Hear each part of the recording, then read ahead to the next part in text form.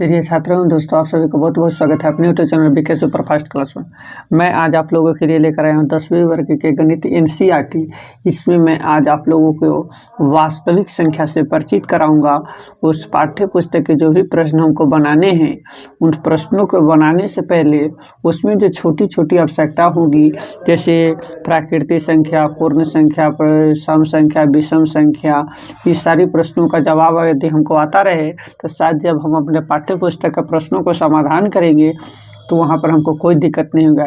इसलिए हम बारीकी से एक एक बात को डिस्कस करते हुए आगे की तरफ हम बढ़ते हैं। सबसे पहला मेरा है प्राकृतिक संख्या। इसको पहले जान लेते हैं कि आखिर ये होता क्या है। तो इसको हम गिनती के संख्या का जो है प्राकृतिक संख्या कहते हैं। ये कैसे लिखेंगे? हम लिख देते हैं, आप भी अपनी कॉपी लेकर और पेन के साथ रहेंगे, लिखेंगे हम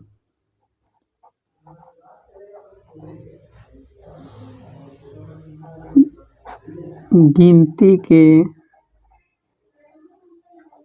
संख्या को प्राकृतिक संख्या कहते हैं। क्या बोलते हैं? गिनती के संख्या को प्राकृतिक संख्या कहते हैं। इसके लिए एग्जाम्पल क्या होगा?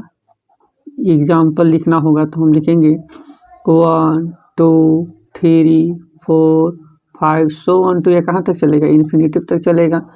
यही बात कहता है। अगर आपसे प्राकृतिक संख्या क्या बोला जाए, इसे लिखेंगे, इसे कैपिटल N से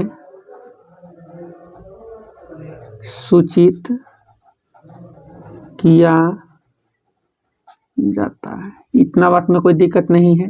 क्या जाने हम प्राकृतिक संख्या में कि गिनती की संख्या को प्राकृतिक संख्या कहते हैं। इसे ऐसे एग्जाम्पल 1 2 3 इस तरह से चलते हैं। इसे कैपिटल N से जो है सूचित किया जाता है। अब पूर्ण संख्या क्या कहता है? इसमें थोड़ा थोड़ा का अंतर है, इसको भी देख लेते हैं। ये जो है 1 से शुरू होता था, लेकिन ये 0 से शुरू होता है। इसको कैसे लिखेंगे आप? एक टेक्निक बताता हूँ आपको। इसको जैसे होल नंबर हुआ था, W बराबर 0 + 1 = यही होता है। बस यही ट्रिक है। इसको हम कैसे लिखकर दिखाते हैं आपको समझाता हूँ। लिखेंगे प्राकृतिक संख्या के पहले शून्य शामिल हो जाए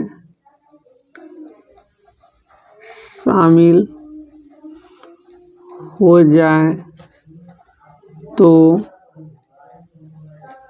उसे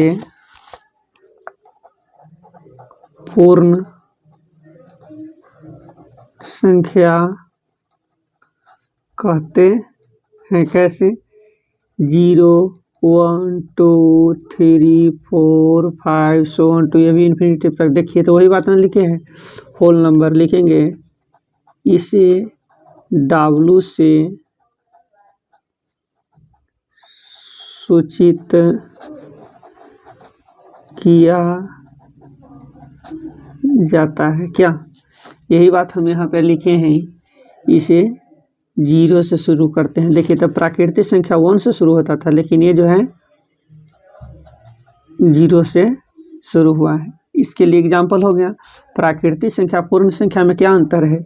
इसमें अंतर है, ये 1 से शुरू होता है, लेकिन ये 0 से शुरू होता है। बस इसीलिए हम W बराबर 0 + 1 = होल नंबर। कोई दिक्कत है क्या? कोई दिक्कत नहीं। और सम संख्या क्या कहता है? सम संख्या कहता है कि ये जो है ये 2 से पूरा डिवाइड हो जाएगा, इसमें कोई भी रिमाइंडर मेरा नहीं बचेगा, इसमें कोई भी शेषफल नहीं होगा। ये कैसे लिखेंगे हम?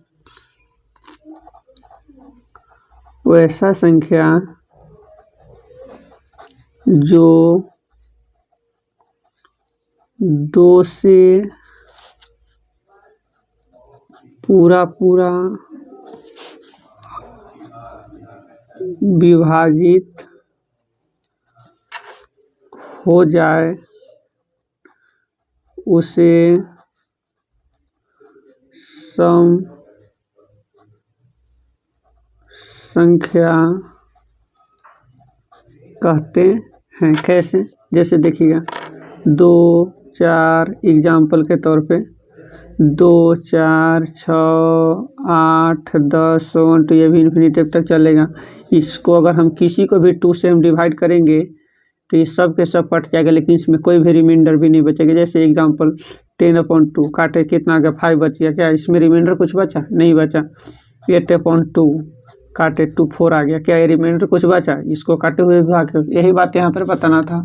और विषम संख्या क्या कहता है कि इसमें रिमाइंडर बच जाएगा, बोले तो शेषफल इसमें बचेगा। अभी हम आपको करके दिखाते हैं। लिखेंगे हम वैसा संख्या जो 2 से पूरा विभाजित न हो उसे विषम संख्या कहते हैं। क्या कहते हैं? जैसे एग्जाम्पल इसका लीजिए 3 5 7 9 11 13 कितना लिखेंगे, थक जाएंगे, नहीं ख़त्म होने वाला है। इसको सबको काटेंगे, रिमाइंडर 1 बचे, कुछ भी 1 बोले हैं, कुछ भी बच सकता है। जैसे 3/2 से डिवाइड करेंगे तो इससे जैसे 3 में 2 से डिवाइड करेंगे तो 2 1 जा 2, रिमाइंडर मेरा रिमाइंडर 1 बच गया। 5 में 2 से डिवाइड कीजिए 2 2 जा, और रिमाइंडर मेरा 1 बच गया। यही बात हम बताना चाह रहे थे। अभाज्य संख्या या रूट संख्या क्या कहता है? अभाज्य संख्या रूट संख्या प्राइम नंबर क्या कहता है? तो इसके लिए लिखते हैं हम 1 से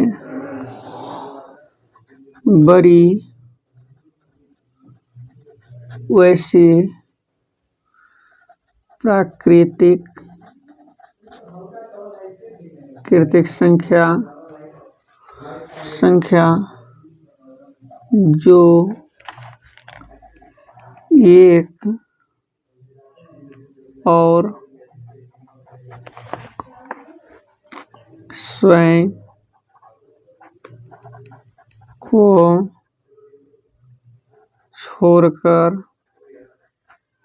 छोड़कर किसी दूसरे संख्या से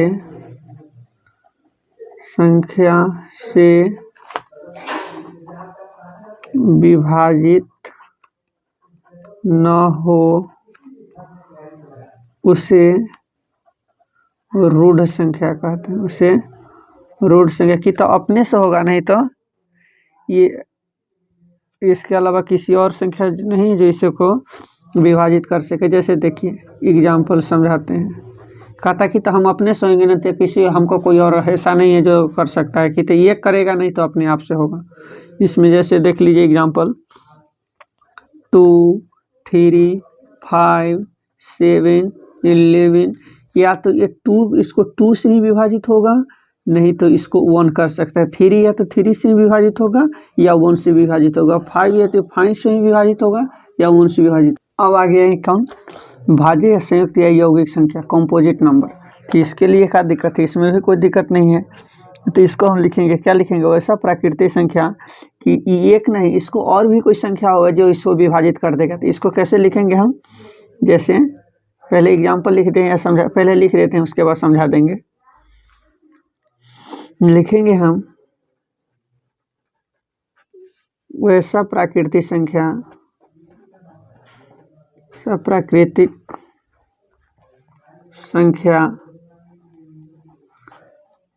जो एक और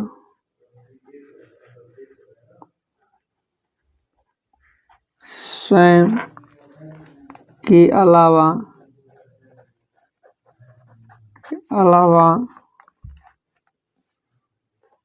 किसी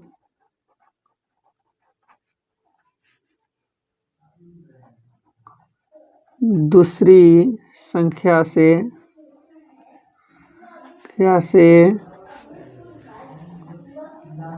पूर्णतः विभाजित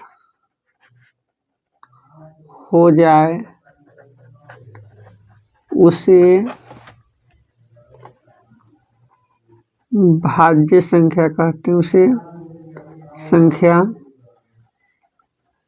कहते हैं। जैसे एज फॉर एग्जाम्पल की बात की जाए तो इसके लिए क्या हो जाएगा मेरे भाई, 4, 6, 8, 10, 12। देखिए तो इसको 2 भी काट देगा, 4 भी काट देगा और 1 भी काट देगा। 3 को ऐसा डिजिट है जो इसको काटने के लिए तैयार है। इसको 6 है तो 6 भी काटेगा, 3 भी काटेगा, 2 भी काटेगा, 1 भी काटेगा। इसको 4 काटने, कहने का मतलब हुआ कि इसमें एक नहीं अनेकों ऐसे टर्म है जो इसको काटने के लिए तैयार हो चुका है। क्या इसमें कोई दिक्कत है? अब कहता है पूर्ण संख्या, बोले तो इंटीजर, इंटीजर है। अच्छा, इसको इंटीजर के लिए हम क्या लिखेंगे, हम अच्छा इंटीजर बोले तो इसके लिए क्या कहते हैं, इसमें पूर्ण संख्या और धनात्मक पूर्णांक और ऋणात्मक पूर्णांक, इसमें दोनों का जो है सबसे बड़ा योगदान होना है। इस दोनों में ये दोनों लिखेंगे हम। यदि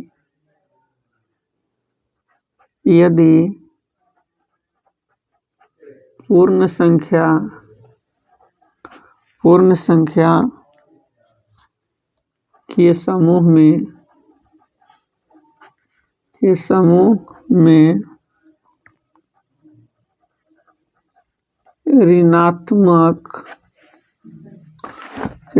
में ऋणात्मक पूर्णांक संख्या को शामिल किया जाए तो इनसे बनी संख्या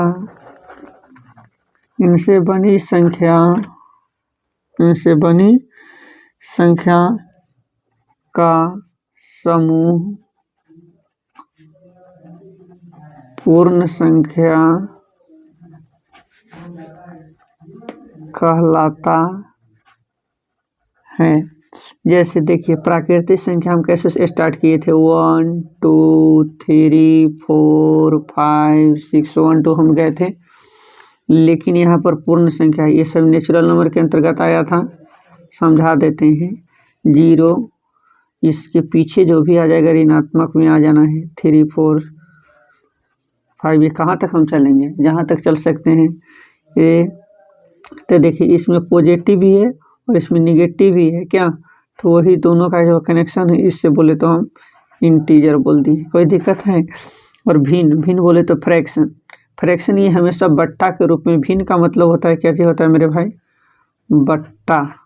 इतना बात दिमाग में रखना है। देखिए इसको भी हम समझाते हैं, ये क्या कहना चाहता है कि भिन्न का मतलब वैसा संख्या, इसको अंश और हर के रूप में लिखना रहेगा। लिखते हैं हम, कोई ऐसा संख्या जिसे अंश और हर के रूप में अंश और हर के रूप में लिखा जाता है या व्यक्त किया जाता है। आप जो इच्छा करें वो लिख सकते हैं, है ना। लेकिन इसका हर का जो मान है ना, वो 1 के बराबर नहीं है। इसका हर का मान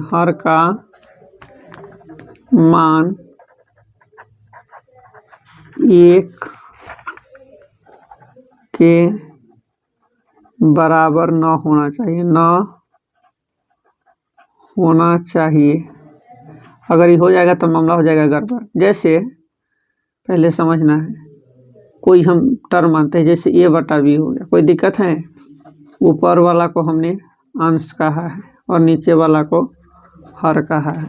तो ये कहता है हर जो है 1 के बराबर नहीं होगा, लेकिन इसमें कहता है कि 1 के बराबर ही बात होगा। यही बात है। जैसे 1/2 ये हो सकता है, लेकिन 2/1 ये नहीं होगा। क्यों?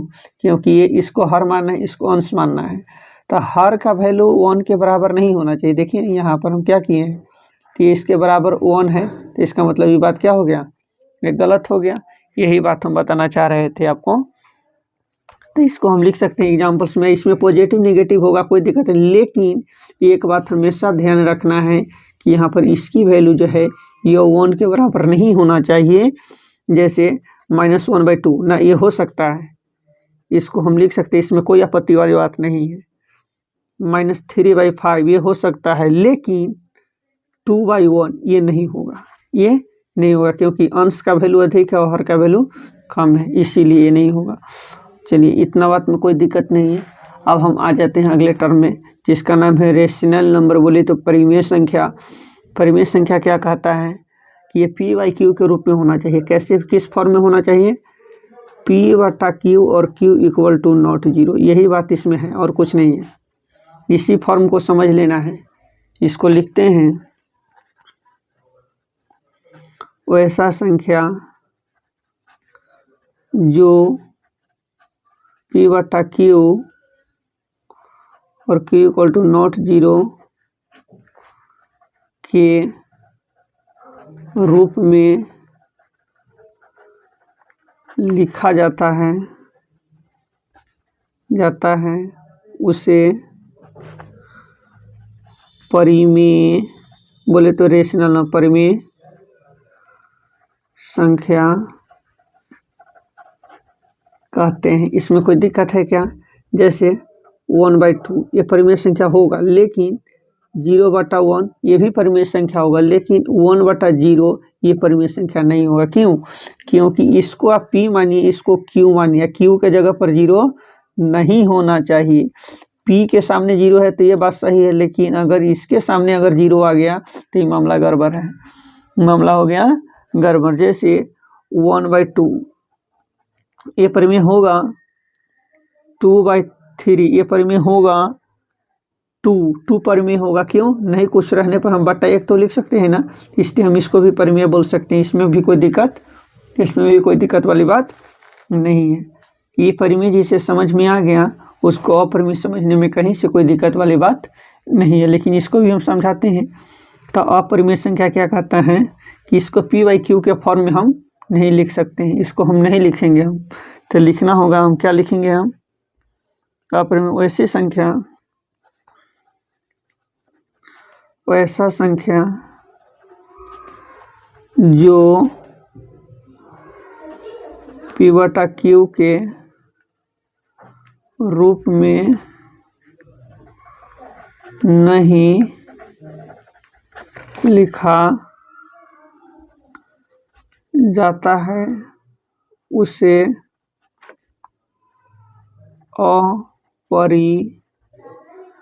अपरिमेय संख्या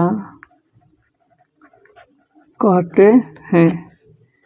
एग्जाम्पल से समझना है, क्या लिखना है, जैसे √3 क्या है, यह एक अपरिमेय संख्या है। √5 क्या है, एक अपरिमेय संख्या है। √-7 क्या है, ये अपरिमेय संख्या है। √5/3 ये क्या है, अपरिमेय संख्या है। पाई क्या है, एक अपरिमेय संख्या। आपके हर साल एग्जाम में पूछा जाता है कि पाई क्या है, तो पाई इसको नोट में लिख लीजिए ना, इन नोट में हमेशा दिमाग में रखना है कि पाई एक क्या है भाई, अपरिमेय संख्या है। इतना बात में कोई दिक्कत है, लिखो ना, एक अपरिमेय संख्या है। इससे अभी तक में कोई दिक्कत नहीं है। Thanks for watching this video. इस वीडियो को देखने के लिए आप सभी को बहुत बहुत धन्यवाद। हमारे इस चैनल को लाइक, सब्सक्राइब और कमेंट जरूर करें और अपने दोस्तों के साथ जरूर भेजें। थैंक्स। जय हिंद, जय भारत।